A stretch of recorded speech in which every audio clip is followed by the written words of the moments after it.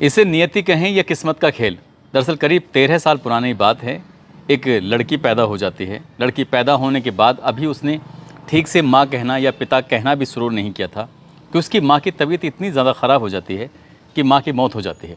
अब बच्चों को पालने की जिम्मेदारी बाप के ऊपर आ जाती है। लेकिन कुछ वक्त बीत जाने के बाद उस लड़की के साथ एक ऐसी भयानक घटना होती है जिस घटना को सुनने के बाद शायद आप लोगों का भी रिश्तों से विश्वास हट जाएगा। आप लोग भी सोचने पर मजबूर हो जाएंगे। वो लड़की आज एक ऐसे दर्द, एक ऐसे तकलीफ़ से जी रही है कि जब तक उसकी सांसें चलेंगी शायद उस दर्द को, उस तकलीफ़ को कभी नहीं भुला पाएगी।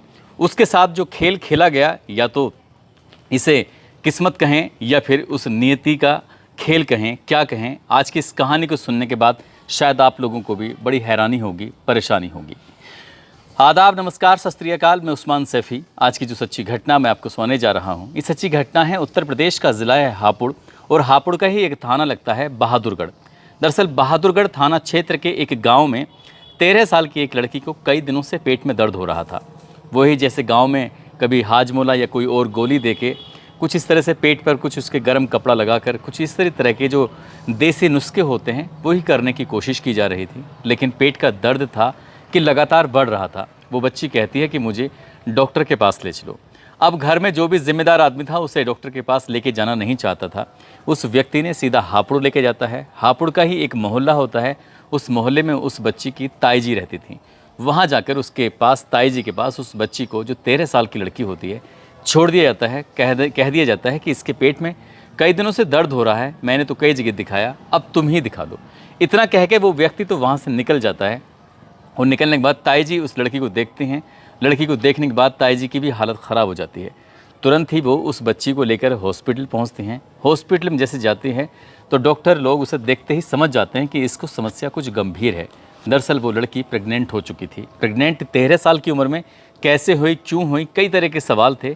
लेकिन डॉक्टर ने अपनी तसल्ली के लिए उस लड़की का जब अल्ट्रासाउंड कराया तो अल्ट्रासाउंड कराने से पता चलता है कि वो 7 महीने की गर्भवती है।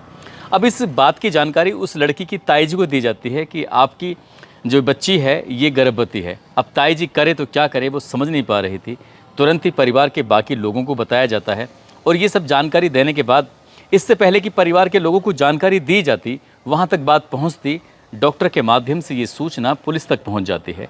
और जैसे ही पुलिस को ये सूचना मिलती है, चाइल्ड वेलफेयर कमेटी भी मौके पर पहुँच जाती है। अब इस लड़की के पास इर्द गिर्द कई लोगों का जमघट था। ये लड़की समझ नहीं पा रही थी कि एक पेट में ही तो दर्द था, थोड़ी सी तो तकलीफ हो रही थी, इतने सारे लोगों का यहाँ आने का क्या मतलब है। एक तरफ डॉक्टर दिखाई दे रहे हैं तो एक तरफ चाइल्ड वेलफेयर कमेटी के सदस्य दिखाई दे रहे हैं, एक तरफ पुलिस की वर्दी पहने हुई कुछ महिलाएं, कुछ पुरुष दिखाई दे रहे हैं। अब हर कोई उसे प्यार से पुचकार रहा है, उससे बातचीत कर रहा है। लड़की से पूछा जाता है कि बेटा, तुम्हारा ये पेट बड़ा कैसे हुआ, क्या दिक्कत हुई, क्या परेशानी हुई। जब उस लड़की से प्यार से पुचकार कर, क्योंकि वो पहले से ही डरी हुई थी, सहमी हुई थी, समझ नहीं पा रही थी कि आखिरकार उसे तकलीफ़ क्या हुई है, जब उस लड़की को पूरा भरोसा दिलाया जाता है, माँ की तरह पेश आया जाता है और उसे उसकी ज़रूरतों का ख्याल रखा जाता है, जब लड़की को भी लगने लगता है कि ये तो अपने ही लोग हैं, ये पराये नहीं हैं, ये गैर नहीं हैं, तब उस लड़की ने अपने दर्द भरी कहानी जब सुनाती है तो वो हैरान रह जाती है। दरअसल उसने बताया कि मेरे दादा ही मेरे साथ पिछले काफ़ी समय से गंदा काम कर रहे थे, घिनौना काम कर रहे थे। और जब मैं कुछ विरोध करने की स्थिति में होती थी तो वो कहते थे कि अगर तुमने विरोध किया तो तुम्हें भी जान से मार दिया जाएगा, जो तुम्हारे 2 भाई बहन हैं उनको भी जान से मार दिया जाएगा। जैसे ही तीनों बच्चों की ज़िंदगी का सवाल था, उस लड़की ने साफ साफ अपनी मुँह को बंद कर लिया और अपनी इस दर्द को, अपनी तकलीफ़ को किसी को बयां ही नहीं किया और उस दर्द के साथ जीना शुरू कर दिया।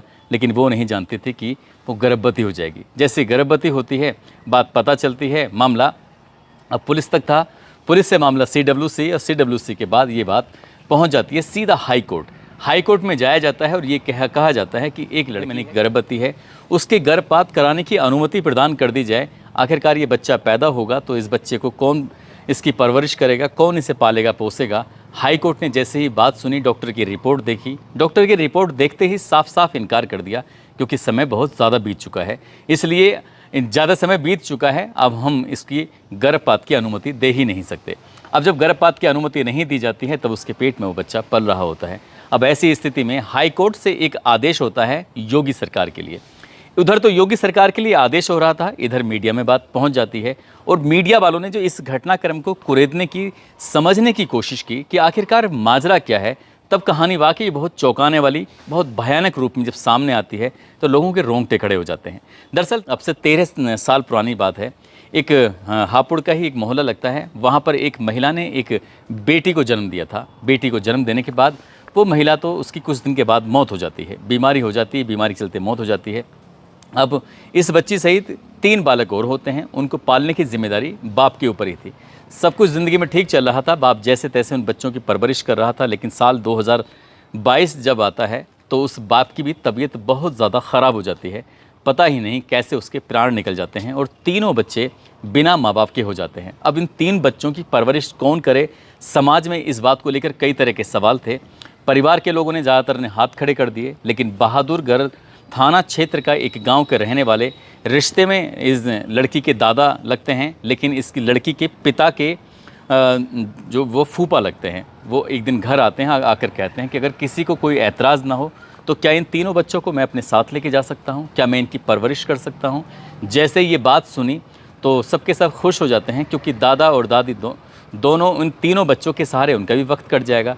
दादा उसे अपने तीनों बच्चों को साथ लेके चले जाते हैं, लेकिन कुछ वक्त ही बीता था कि दादी की भी मौत हो जाती है। अब दादी की मौत हो जाती है, ऐसी स्थिति में दादा बिल्कुल अकेले पड़ जाते हैं।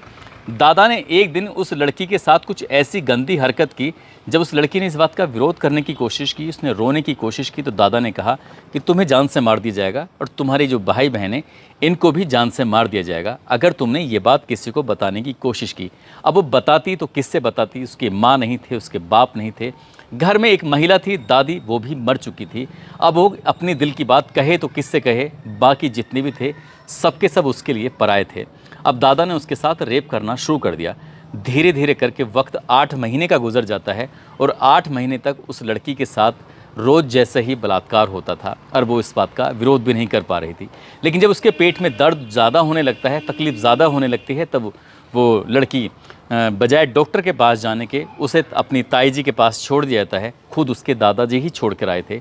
जब ताई जी के माध्यम से डॉक्टर के पास पहुंचती है, मामला पुलिस तक पहुंचता है, अदालत तक पहुंचता है। अदालत ने जब योगी सरकार को इस मामले में आदेश दिया कि इस लड़की की अब से जो भी जिम्मेदारी होगी बच्चा पैदा होने तक, सरकार ही उठाएगी।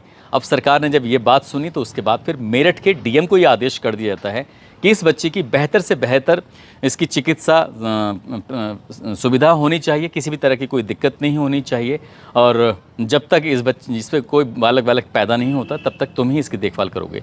मेरठ के मेडिकल कॉलेज में लड़की एडमिट करा दी जाती है। 17 सितंबर 2024 को वो एक बच्ची को जन्म दे देती है। जैसे ही बच्ची को जन्म देती है, मामला अखबारों में सुर्खियाँ बटोरने लगता है और ये कहा जाता है कि रेप पीड़िता यानी कि दादा ने जो पोती के साथ रेप किया था, उसके पेट में, उसके गर्भ में जो दादा की बच्ची पल रही थी, वो अब दुनिया में आ चुकी है। लेकिन इसका होगा क्या, करेंगे क्या, अब यही सवाल था। लेकिन चाइल्ड वेलफेयर कमेटी इस मामले में सक्रिय थी और चाइल्ड वेलफेयर कमेटी के माध्यम से इस बच्ची को सारा और कारा एक संस्था होती है, सारा और कारा संस्था के बारे में अगर हम बात करें तो वो ऐसे ही बच्चों को एडोप्ट कर लेती हैं। और सारा कारा संस्था से कुछ ऐसे माँ बाप जिनको बच्चे नहीं होते हैं या बच्चों को रखने की ख्वाहिश वो जाहिर करते हैं, तो वो सारा कारा की जो वेबसाइट होती है वहाँ जाकर आवेदन कर देते हैं और आवेदन में लकी ड्रॉ के शायद माध्यम होता है, उससे जिस बच्चे का नंबर जिस माँ बाप के पास तक पहुँच जाता है, फिर उस बच्चे को वो माँ बाप पालते हैं। फ़िलहाल वो बच्ची सारा और कारा संस्था की तरफ जाने की ओर अग्रसर है।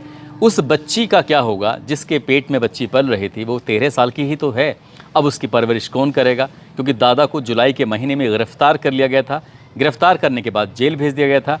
पुलिस की कोशिश है कि उसे जब तक वो जिंदा रहे तब तक वो सलाखों के पीछे रहे और बड़ी से बड़ी सज़ा दिलाने की कोशिश उसको की जा रही है।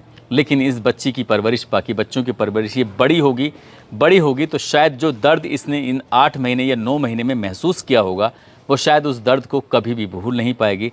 जब तक ज़िंदा रहेगी तब तक वो या तो नियति को कोसती रहेगी या फिर अपने नसीब को कोसती रहेगी कि उसका नसीब ही ऐसा था, या फिर प्रकृति ने ही उसके साथ कुछ ऐसा ही कुछ खेल रचा था कि तुम्हें धरती पर जाना है और तुम्हारे साथ ऐसा ऐसा होता चला जाएगा। माँ बाप भी छूट जाएंगे, परिवार भी छूट जाएगा, तुम जैसे किस हाल में रहोगी कुछ कह नहीं सकते। दोस्तों, इस पूरे घटनाक्रम को सुनाने का उद्देश्य है किसी को परेशान करना नहीं है, किसी का दिल दुखाना नहीं है, बल्कि आपको जागरूक करना है, आपको सचेत करना है। आप बच्चों को कम से कम ऐसी बातें ज़रूर सिखाएं जिससे ये पता चल सके कि सही क्या है, गलत क्या है। अभी भी वो लड़की अकेली ही रहेगी यदि पहले दिन ही जैसे उसके साथ गलत काम हुआ था या होने की कोशिश हुई थी, काश उसने उस दिन अपने दादा का पुरज़ोर तरीके से विरोध किया होता तो शायद उसके साथ कभी ऐसा घटना होती ही नहीं। लेकिन वो विरोध नहीं कर पाई, उसे डर लग रहा था कि वो जाएगी कहाँ। अब अगर वो सोचे कि अब कहाँ जाएगी तो उसके पास अभी भी कोई सवाल नहीं होगा। इसलिए कम से कम अपने ऊपर होने वाले किसी भी अपराध का पुरज़ोर तरीके से विरोध करें ताकि कोई बड़ा अपराध आपके साथ ना हो जाए और ज़िंदगी भर तक आप पछताने के काबिल ना रहें। इसलिए कोई ऐसा काम होने ना दें।